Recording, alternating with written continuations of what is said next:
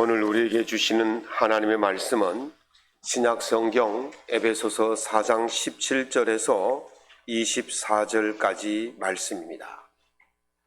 제가 갖고 있는 신약 성경 314면에 있습니다. 에베소서 4장 17절에서 24절까지 말씀을 한 목소리로 낭독하겠습니다. 그러므로 내가 이것을 말하며 주 안에서 증언하노니 이제부터 너희는 이방인이 그 마음에 허망한 것으로 행함같이 행하지 말라. 그들의 총명이 어두워지고 그들 가운데 있는 무지함과 그들의 마음이 굳어짐으로 말미암아 하나님의 생명에서 떠나 있도다. 그들이 감각 없는 자가 되어 자신을 방탕에 방임하여 모든 더러운 것을 욕심으로 행하되 오직 너희는 그리스도를 그같이 배우지 아니하였느니라. 진리가 예수 안에 있는 것 같이 너희가 참으로 그에게서 듣고 또한 그 안에서 가르침을 받았을진대 너희는 유혹의 욕심을 따라 썩어져가는 구습을 따르는 옛사람을 벗어버리고 오직 너희의 심령이 새롭게 되어 하나님을 따라 의와 진리의 거룩함으로 지으심을 받은 새 사람을 입으라. 아멘. 오늘 본문 말씀을 가지고 빠른 변화, 지켜야 할 본질이라는 제목으로 주님의 은혜 말씀을 함께 나누고자 합니다. 1517년 10월 31일 마틴 루터가 비텐베르크 성당 정문에 교황청의 면죄부 판매의 부당성을 지적하면서 반박문을 붙였습니다. 개혁교회는 어느 날 이날을 종교개혁 기념일로 지키고 있죠. 비텐베르크 성당 옆에는 높이 88m에 이르는 탑이 하나 있습니다. 아파트 층수로 따지면 한 36층쯤 되는 높은 탑이 하나 있어요. 제가 아내와 함께 그 탑을 좁은 나선형 계단을 오르면서 정상까지 가보았습니다. 숨이 턱에 차고 다리가 풀리고 더 이상 못 올라갈다 싶을 그런 생각이 들 때 정상에 도착을 했어요. 바라보니까 비텐베르크 시가지가 굉장히 아름답게 보이고 풍경이 좋았습니다. 저는 그 순간에 그곳에 섰을 때에 만약에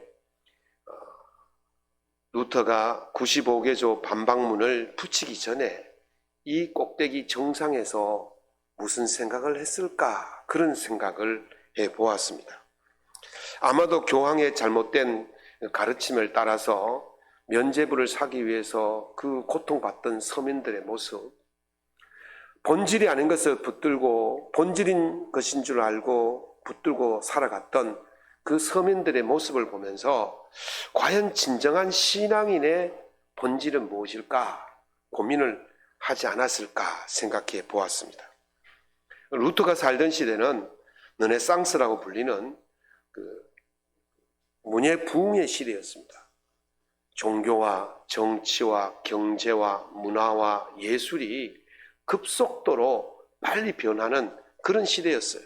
과거의 모든 그런 것들을 이제 벗어버리고 새로운 시대로 나아가는 그런 시대가 르네상스 시대였거든요. 모두가 그렇게 급히 변하니까 스스로도 변하지 않으면 살 수 없는 것 같은, 도태되어지는 것 같은 그런 시대가 바로 마틴 루터가 살던 시대였습니다. 그 시대의 루터가 진정 물어보았을 거예요. 과연 어떤 변화가 진정한 변화일까? 그가 발견한 답은 바로 본질로 돌아가는 것이었습니다. 면죄부가 구원을 줄 수 없고 교황이 죄를 사해 줄 수가 없고 오직 하나님의 은총, 예수 그리스도의 그 공로로 그 구원을 통해서만 하나님의 나라에 이룰 수 있다는 그 본질을 찾고자 했던 것이 바로 마틴 루터의 고민이었을 것입니다. 그래서 루터는 이 본질을 알기 위해서 말씀을 묵상하고 기도하고 말씀을 연구해서 오직이라는 결론에 이르게 되어집니다. 오직이란 말은 라틴어로 솔라거든요. 솔라. 오직이라는 세 가지 단어를 발견하게 되어집니다. 첫 번째가 솔라 스크립투나, 오직 성경으로. 두 번째 오직은 오직 솔라 피데, 오직 믿음으로. 세 번째는 솔라 데오 글로리아, 오직 하나님께 영광. 우리가 찾아야 할 본질은 오직 성경과 믿음과 하나님에 대한 경외심을 갖는 것이 우리가 찾아야 할 신앙의 본질이라는 것을 깨닫게 되어집니다. 그는 이 본질을 깨닫고 나서 여러 가지 압박과 협박과 또 위협 속에서도 굴하지 않고 그 성당 정문에다가 95개조 면죄부에 대한 반박문을 써붙일 수가 있었던 것이죠. 이 탑 정상 부분에 보면 그 둘레에 글귀가 하나 있습니다. 그 글이 뭐냐면요, 내주는 강한 성의호라는 글입니다. 찬송가 585장의 첫 소절이 바로 내주는 강한 성의호, 그런 글귀입니다. 그 글귀를 제가 독일어로 읽으면 이랬습니다. Ein feste Brücke ist und Gott. 그래서 이 협박과 위협과 두려움 속에도 믿음의 본질을 발견하고 그 믿음의 본질로 돌아가고자 했을 때에 하나님은 나의 강한 성이 되어지고 하나님은 나의 방패가 되어준다는 사실을 깨달았기 때문에 그는 위협 속에서도 과감하게 외칠 수가 있었던 것입니다. 그러면 오늘 본문 말씀을 통해서 진정 우리에게 필요한 변화가 무엇이냐? 그것은 바로 본질로 돌아가는 것입니다. 어떤 본질로 돌아가느냐? 루터가 외쳤던 것처럼 하나님에 대한 그 경외심과 하나님에 대한 믿음과 하나님이 주신 말씀으로 돌아가는 것이 바로 본질로 돌아가는 것인 것을 깨달으시고 이 말씀을 통해서 본질로 돌아가셔서 하나님의 은총 속에 살아갈 수 있기를 예수님 이름으로 축원합니다. 그러면 우리가 본질로 돌아가고 이 본질을 지키기 위해서 어떻게 해야 되느냐? 첫 번째는 허망한 것을 쫓지 말아야 합니다. 최근 목회 데이터 연구소가 출간한 한국교회 트렌드 2026이라는 책에 보니 놀라운 일이 하나 발표가 되었어요. 이 무속인 협회, 무당, 점쟁이들이 모인 그 협회에서 자기들의 그 무속인들이 숫자가 얼마 되느냐 등록된 무속인만 80만 명이라고 그래요. 비등록 무속인까지 합치면 100만 명이 넘어요. 우리나라에 군소교단 다 합친 목사의 수가 얼마냐? 10만 명이 조금 넘습니다. 목사의 수보다 10배나 더 많은 사람들이 있어요. 더 놀라운 것은요, 우리나라의 절반에 가까운 인구가 최근 3년 안에 무속인을 만나고 무속 행위를 했다는 거예요. 더 놀라운 것은 기독교인 가운데 20%가 최근 3년 안에 무당을 만나고 점쟁이를 만나고 무속 행위를 했다는 거예요. 더욱 놀라운 것은 청년들, 기독교인 청년 30%가 최근 3년 안에 무속 행위를 했다는 거예요. 젊은이들이 뭘 찾아갑니까? 시내 가보면 타로 좀 많이 찾아가죠. 이것도 무속이에요. 점술이에요. 도대체 이 사람들이, 이 대한민국 사람들이 과학이 없습니까? 공부를 안 했습니까? 권력이 없습니까? 돈이 없습니까? 그런데 왜 이렇게 무속을 찾아가고 점쟁이를 찾아가고 무당을 찾아가냐 말이죠. 타로 좀 앞에 앉아가지고 내 미래 좀 봐주세요. 그렇게 하느냐 말이죠. 나이 드신 분들은 불안한 마음, 이런 것들을 해소하기 위해서 간다는 거예요. 젊은이들은 미래가 불확실하기 때문에 그 불확실한 미래를 해소해보고자 그 앞에 앉아 있는다는 것입니다. 그들이 그게 허망한 것인지 몰라서 가는 게 아니에요. 허망한 것인지 알아요. 그럼에도 불구하고 이 불안한 마음, 이 불확실한 것을 해소하기 위해서 그 앞에 쭈그리고 앉아 있는 것입니다.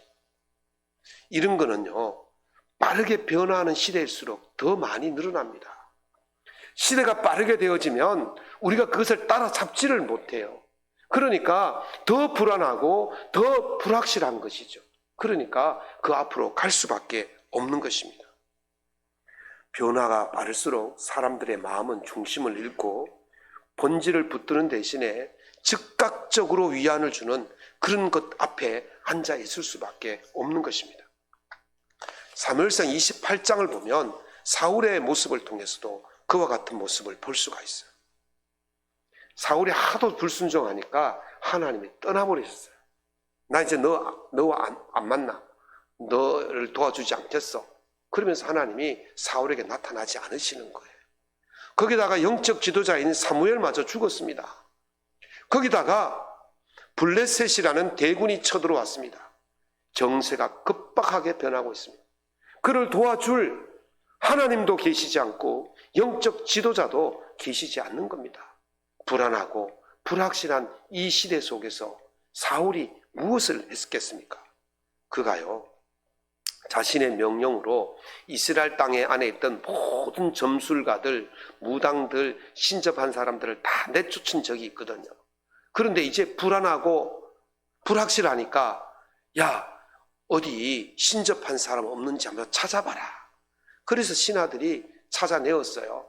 왕에게 고합니다. 왕이시여, 엔돌에 가니까 신접한 여인이 있습니다. 사울이 변장을 하고 그 여인을 만납니다. 그리고는 청하기를 사무엘 좀 불러줘. 그래서 이 신접한 여인이 죽은 사무엘의 영을 불러냅니다. 그러니까 사무엘이 이렇게 말합니다. 너와 네 아들은 내일 나와 함께 있을 것이다. 무슨 말입니까 이게? 내일 죽는다는 거예요. 네가 전장에 나가서 너와 네 아들 요나단이 함께 죽을 것이다. 불안한 것을 해소하기 위해서, 불확실한 것을 해소하기 위해서 찾았지만 더 불안한, 더 두려운 세계로 그를 이끌어가고 있었다는 것을 볼 수가 있습니다. 오늘날 우리의 모습이 그렇습니다. 불안합니다. 불확실합니다. 그것을 해결하기 위해서 허망된 것을 쫓고 찾아가는 일이 얼마나 많이 있습니까? 바울사도는 오늘 본문 17절에서 이렇게 말합니다. 이제부터 너희는 이방인이 그 마음에 허망한 것으로 행한 같이 행하지 말라. 여기서 너희는 지금 에베소에 살고 있는 교회 교인들을 말하고 있어요. 에베소는요, 무속이 성행했던, 미신이 성행했던, 우상이 성행했던 도시였어요. 전에 이 에베소 교인들이 예수를 믿기 전에는 그렇게 살았어요. 그 앞에 가서 절을 하고 그 앞에 빌고 그렇게 살다가 이제 예수를 만나서 새 사람이 되어서 예수님 안에서 살게 되었어요.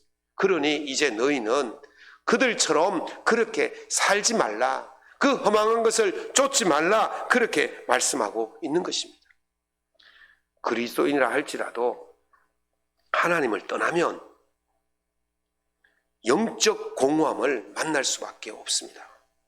그 영적 공허함을 채우기 위해서 결국 찾아가는 것이 무당이고 점정이고 타로점 앞에 서 있는 것이고 그렇게 하는 거예요. 공허하면 이 공허함을 채우기 위해서 허망한 것을 쫓아가지 않을 수가 없다는 것입니다. 하나님을 떠나면요, 당장 자신이 무슨 짓을 하고 있는지를 분별할 수가 없게 되어져요. 오늘 19절에 이렇게 말씀하십니다. 감각 없는 자가 되어 자신을 방탕에 방임하여 모든 더러운 것을 욕심으로 행한다. 감각이 없다는 말은 행하는 일이 옳은지 그른지를 분별할 수가 없다는 거예요. 그리스도인이 하나님 앞에 엎드리기 전에 그리스도인이 무당을 찾아가고 점쟁이를 찾아가고 타로점 앞에 앉아있고 관상을 보고 손금을 본다는 것은 감각이 없는 거예요. 무엇이 옳은지를 모르는 거예요. 그러니까 결국 자기 욕심을 따라 행할 수밖에 없고 그 욕심을 따라 행하니까 방탕한 것에 자기 자신을 놓아둘 수밖에 없게 되어지는 것입니다. 그렇게 자신을 그 더러움에 내어맡기고 살면 어떻게 되겠습니까? 오늘 18절의 말씀처럼 총명이 어두워지고 그들 가운데 있는 무지함과 그들의 마음이 굳어짐으로 말미암아 하나님의 생명에서 떠나게 된다. 총명이 어두워진다는 거예요. 총기가 사라진다는 거예요. 사울왕의 모습이 바로 그런 모습이었어요. 사울이 하나님과 관계를 잘할 때는 참 총기가 있었던 사람이었어요. 무엇이 옳은지 그른지를 잘 알았어요. 그래서 그 이스라엘 땅 안에 있는 신접하고 무당을 섬기고 무당을 짓을 하고 점쟁이들을 다 내쫓았잖아요. 총기가 있을 때는 무엇이 옳은지 그른지를 잘 판별할 수가 있습니다. 그런데 허망한 것을 쫓는 순간 총기가 사라졌잖아요. 그래서 그는 다시 무당 앞으로 갈 수밖에 없었던 것입니다. 그 악한 마음이 자리 잡으면 마음이 굳어져서 단단해져서 하나님께로 돌아올 수 없는 마음이 되어버리고 만 것입니다. 사랑하는 성도 여러분, 허망한 것을 쫓는 순간 그리스도인의 정체성은 무너집니다. 영적 분별력은 사라집니다. 하나님의 생명에서 멀어지는 무서운 결과를 가져오게 되어집니다. 허망한 것을 따르는 삶은요, 단순한 실수가 아닙니다. 그것은 생명을 끊는 파괴적인 선택이에요. 내가 허망한 것을 택하는 그 순간에 내 생명은 하나님께로부터 끊어지고 그 생명은 멸망의 길로 갈 수밖에 없는 것입니다. 그래서 바울 사도는 우리에게 강력하게 경고합니다. 허망한 것을 쫓지 말라. 그 길이 사울의 길이고 그 길이 멸망의 길이기 때문에 그렇게 말씀하시는 것입니다. 여러분, 본질을 지키고 싶으십니까? 여러분, 믿음을 지키고 싶으십니까? 본질이신 예수 그리스도를 붙드시기를 예수 이름으로 축원합니다. 이 본질을 지키기 위해서 두 번째로 해야 될 것은 예수님께 배운 대로 해야 됩니다. 지난 수요일부터 제 아내가 미용학원에 등록을 했어요.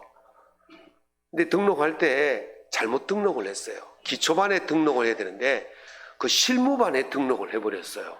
실무반은요, 그 자격증을 가진 사람들이 현장에서 바로 투입해서 쓸 수 있도록 아주 고급 기술을 배우는 것이 바로 실무반이거든요. 그래서 들어가니까 선생님이 괜찮다고 여기서 한번 해보라고 했대요.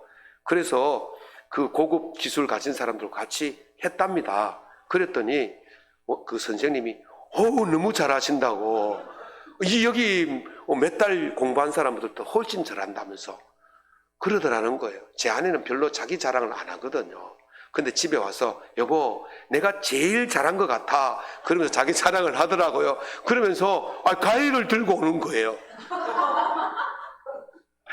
그래서 제가 막 도망을 갔어요. 너 하루 배웠다고 벌써 써먹겠다고 가위를 들고 오는 거예요. 배웠으면 써먹어야 돼요. 배운 거 안 써먹으면 그거 얼마나 아깝겠습니까? 제 아내가 25년 전에 운전면허 자격증을 땄어요. 그러니까 25년 동안 살았으니까 얼마나 베스트 드라이버겠습니까? 그런데 사실은 운전을 10m도 못 갑니다. 장롱 면허증이에요. 그래서 먼 길 갈 때마다 제가 얼마나 힘든지 모르겠어요. 25년을 가지고 있어도, 아니 250년을 가지고 있어도 배운 대로 쓰지 않으면 그건 아무짝에도 쓸모가 없는 거예요. 제 아내는 운전할 때 제게 눈곱만큼도 도움이 안 되는 거예요. 아주 차만 타면 자버리는 거예요. 여러분, 배운 대로 써야만이 그것이 실용적인 거고 그것이 좋은 거예요. 우리가 누구에게 배웠습니까? 예수 그리스도께 배운 줄로 믿습니다. 예수 그리스도께 배웠으니 예수 그리스도께서 가르치신 그것대로 살아가야 하는 것입니다. 그래야만이 진정한 아름다운 본질을 찾을 수 있게 되는 것입니다. 오늘 본문 20절에서 바울 사도가 바로 그렇게 말씀하십니다. 너희는 그리스도를 그같이 배우지 아니하였다. 그같이란 말은 이 허망한 것을 쫓는 것처럼 배우지 아니했다. 그리스도께서 우리에게 가르치신 것이 무엇입니까? 21절입니다. 진리가 예수 안에 있는 것 같이 너희가 참으로 그에게서 듣고 또한 그 안에서 가르침을 받을진대. 허망한 것이 아니라 진리를 배웠다는 것입니다. 진리를 배웠으니 그 진리를 배운 대로 진리의 삶을 사는 것이 본질적인 삶을 사는 것이라고 말합니다. 바울 사도는 말합니다.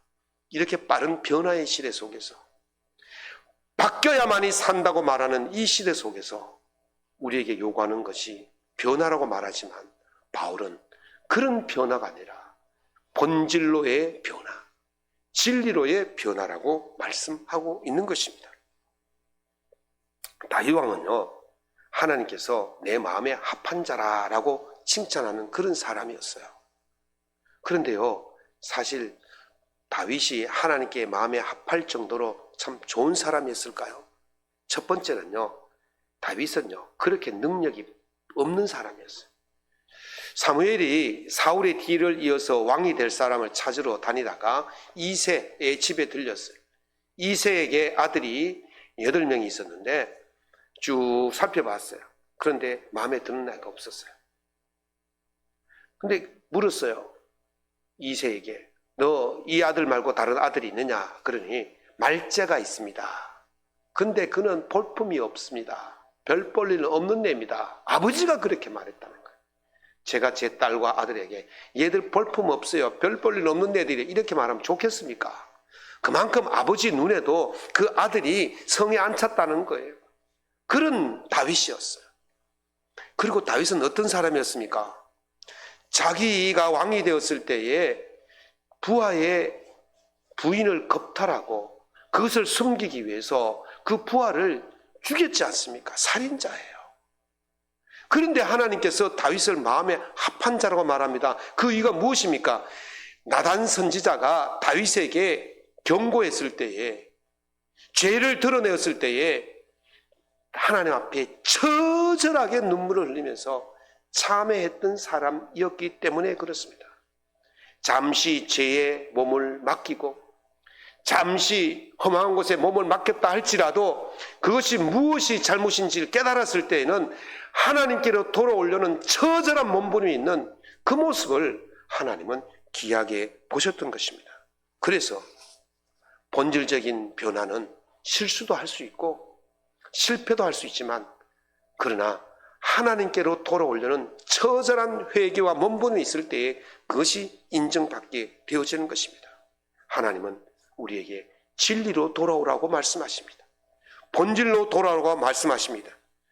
진리의 본질이신 예수님께로 돌아가면 더는 우리는 험한 것을 쫓지 않게 되는 것입니다. 소두에서 무속인의 그 발표에 이어서 말씀을 드리면, 신앙의 단계가 높을수록 이 허망한 것을 쫓는 것이 줄어든다고 그래요. 믿음이 좋은 사람일수록, 정말 예수님께 대한 진리와 본질을 붙드는 사람일수록 무속을 찾아가지 않는다는 거예요. 그것들을 멀리한다는 거예요. 오늘 우리 성도들이 다 그런 분인 줄로 믿습니다. 결국 우리가 붙잡아야 할 것은 세상의 변화, 세상의 어떤 것이 아니라 우리 예수 그리스도의 진리이신 줄로 믿습니다. 예수님께로 돌아가는 이 본질의 삶을 통해서 여러분의 삶이 하나님이 주시는 은혜 안에 살아갈 수 있기를 예수님 이름으로 축원합니다. 세 번째는 이 본질을 지키기 위해서는 이렇게 변화해야 됩니다.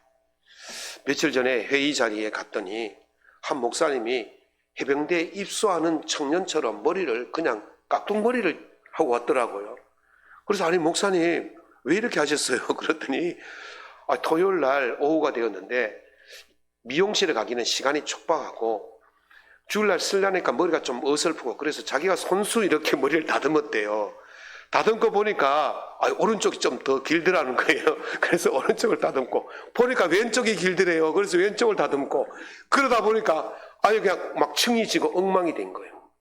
사모님이 그걸 보시고는 안 되겠다, 빨리 미용실에 가자 그러면서 손을 잡고 미용실에 가서 앉혔더니 미용사가 한참 묻더니 잘린 것은 할 수 없고 고르려면 좀 더 잘라야 됩니다. 그래가지고 그냥 깍둑머리로 잘랐다는 거예요.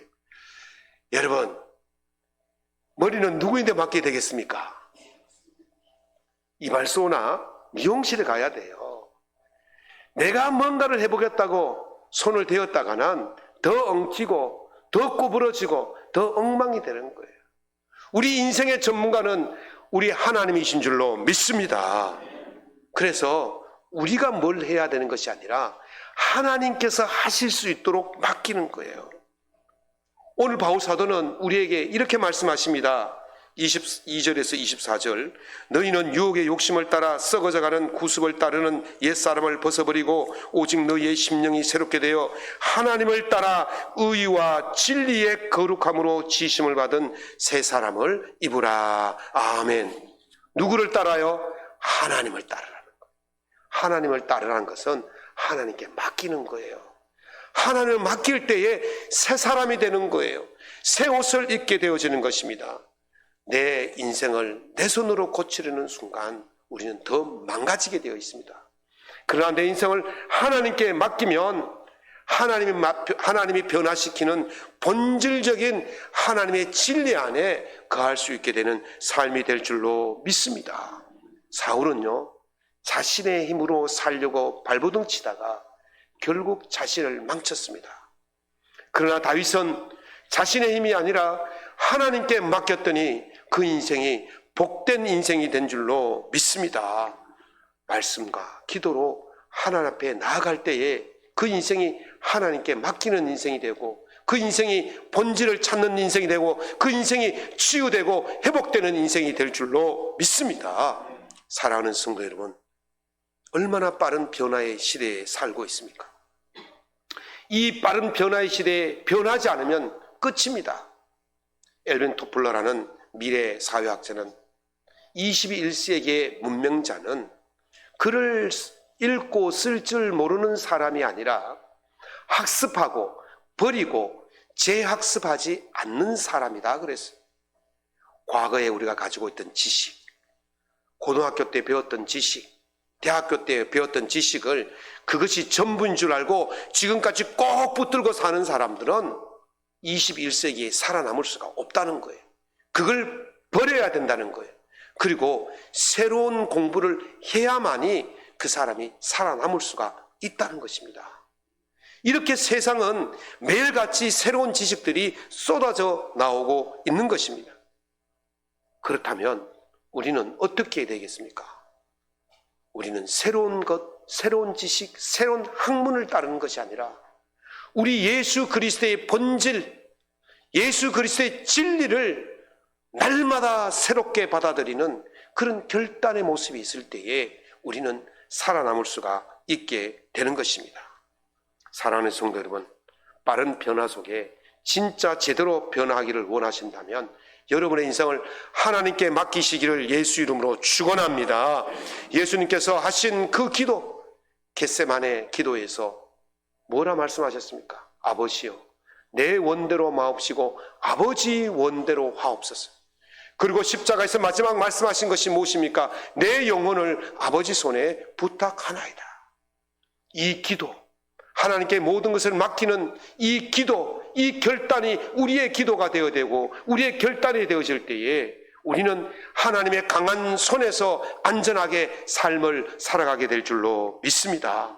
오늘 이 결단으로 하나님께 모든 것을 맡기는, 그래서 본질로 돌아가는 이 결단의 삶으로 하나님의 손 안에서 풍성한 은혜를 누리며 살아갈 수 있기를 예수님 이름으로 축원합니다.